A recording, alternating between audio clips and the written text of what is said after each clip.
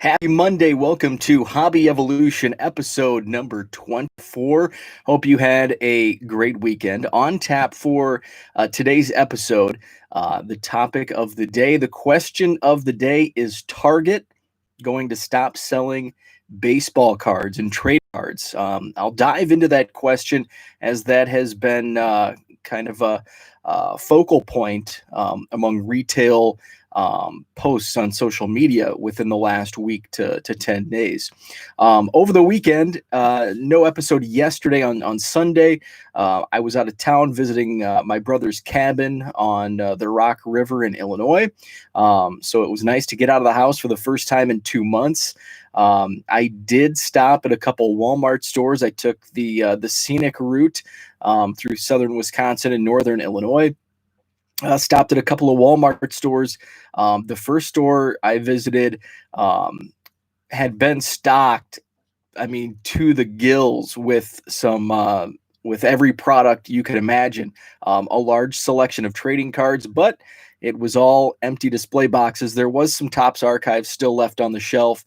A lot of score and prestige football, which I see a lot here in my area, but nothing that really caught my eye. Bought, some blasters of archives on Thursday last week, so had my fix.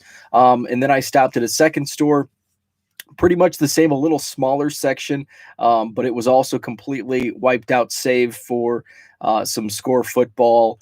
I think there was some prestige football there as well, and also some Topps archives.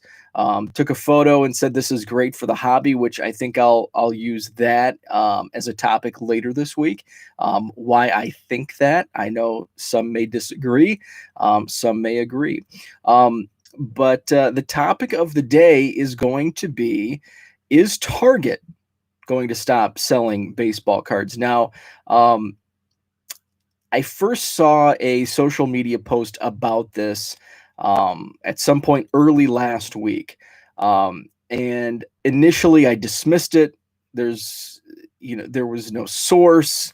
It was just some random person on social media, probably looking for some hits, some clicks.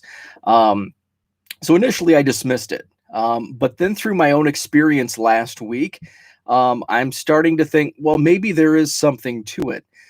Now, my Target stores here are stocked like clockwork on Fridays. There's 3 stores within 15 minutes of me. One store is stocked in the morning, one in the noon hour, one in the afternoon. I visited 2 of the 3 stores on 2 different occasions throughout the day. Friday, I took half a day off. Friday, I talked about that on Saturday's episode. The vendor had not arrived at either store. Now, in the past, and I've been buying retail baseball cards. There's a Target literally 3 minutes from my house, 4 minutes from my house. So I visit often, just for, it's kind of the go-to for any that you need. I need some painter's tape. I'm just going to run to Target. Need this, that, going to run to Target. So I'm there frequently. So I happen to run into the vendor, a lot when he stocks on Fridays. However, I have seen him in the last 5 years, 6 years, on a Saturday morning, maybe once or twice, but I have seen him stocking cards on a Saturday morning. I had to run to the post office Saturday morning before heading out of town, so I thought I will swing by just in case I catch him if he's going to throw his schedule off, whether he was taking a vacation day Friday or just to throw off the retail card stalkers. He was not there, had not been there. Now, I've been to this Target several times, this week, not just for cards, but just for other items. And it has not been stocked since last Friday. The other store I visited a couple times, it also appeared to not have been stocked at all last week. Now, the Walmart stores in my area were stocked. I was able to get archives on Thursday at one Walmart store. I do know there was some football that had been restocked at another Walmart store. So that lends a little more credence to Target's going to stop selling cards. It could just be kind of one of those fluky things. Maybe the vendor was on vacation. Maybe it's going to get stocked today, or it's going to be stocked this week. They just skipped a week. So one time does not a trend make. So it's something I will keep an eye on. Some of the comments that I've seen, and I will say I don't have any retail experience, so I don't know the inner workings of how corporate Target, corporate Walmart see products, third-party vendors, and how their shelving space is leased out. Um, I've seen several people comment on empty shelves mean no money. Um, and maybe at a macro level, that's looked upon. It makes no sense to me, because if you're going to take away a product that's selling before it's even put on the shelf, and what I mean by that is not any backdoor deals, but I know in my area people are waiting, and they're getting stuff either as the vendor's pulling it out of the boxes, or immediately after he's placing them on the shelves. So the product is super hot. You're going to replace it with gift cards that they'll sell eventually, but are they going to sell immediately? And maybe Target doesn't see it that way. Maybe they do see the empty shelves and lost sales, and they're not looking into it from a micro standpoint. Wow, these were stocked on, Friday. They were empty for 6 days, 7 days, but it also made us X amount of money. If there is any truth to this, my thought process is, what cost is it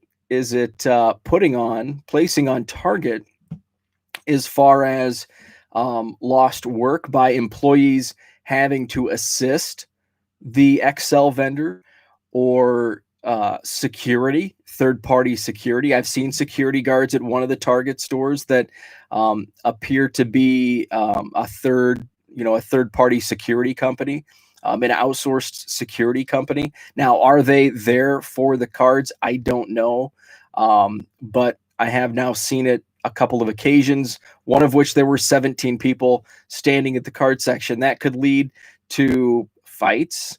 You never know. People get greedy, and all of a sudden, Target could be named in a lawsuit over a fight in the store for baseball cards. So security is higher. That's a cost. Where the margins are, even though the product is moving quickly, those margins are shrinking because of the outside costs associated with those sales. So is there any truth to it? I think initially this post that I saw was placed out there as clickbait, trying to get those impressions. I don't know what the future of retail holds. Will it change? In some point, yes, things always change. I do see a spike in prices. I think that's for certain in the next year. I think we'll see blaster boxes increase to $25 or $30. I think we'll see other increases within those retail products if they do stay on shelves. And there could be the deal between Target and Excel, the third party, could be, I don't know if it's going to not be renewed whenever that contract is up, but Excel does stock other things besides trading cards. So it goes beyond just the trading card aspect of all this. So short answer, is Target going to stop selling cards? I don't know. And I don't think really anybody at this point does, outside of Target at a corporate level, maybe Excel at a corporate level. So I am going to swing by Target, the store nearest me today, just to scope it out. If I see an employee nearby, maybe question them, and just to see. Typically they don't know the answers to those questions about the vendors, because the vendors have their own schedules. So they're not always, Target employees not always privy to those details that us collectors seeking trading cards are looking for the answers to those questions. So that's all I have today on that topic. I will keep you posted on tomorrow's episode if I find anything out today when I make a quick run to the store nearby. If I do see cards, I have seen Topps Fire being going live. That was supposed to, I think the preview pack said coming in August, so it's the last week of August. So I have seen some Topps Fire boxes posted that we're seeing in stores. So and that's a Target exclusive. So Targets are still getting stocked somewhere, just not in my city this week. So hopefully I can get some of that, because our Topps Fire to me is kind of like archives. There's no secondary value. It's not a flipping product. You're not gonna flip it for an upcharge.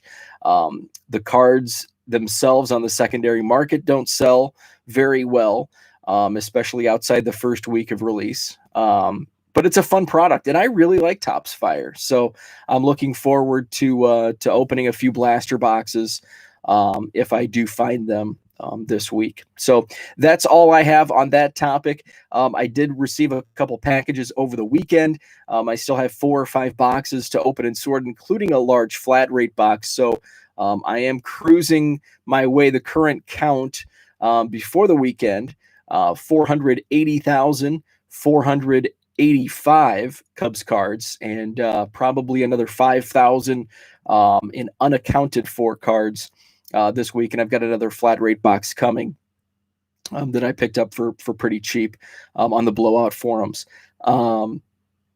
And shout out to George, who has sent me now 3 flat rate boxes of supplies, used supplies.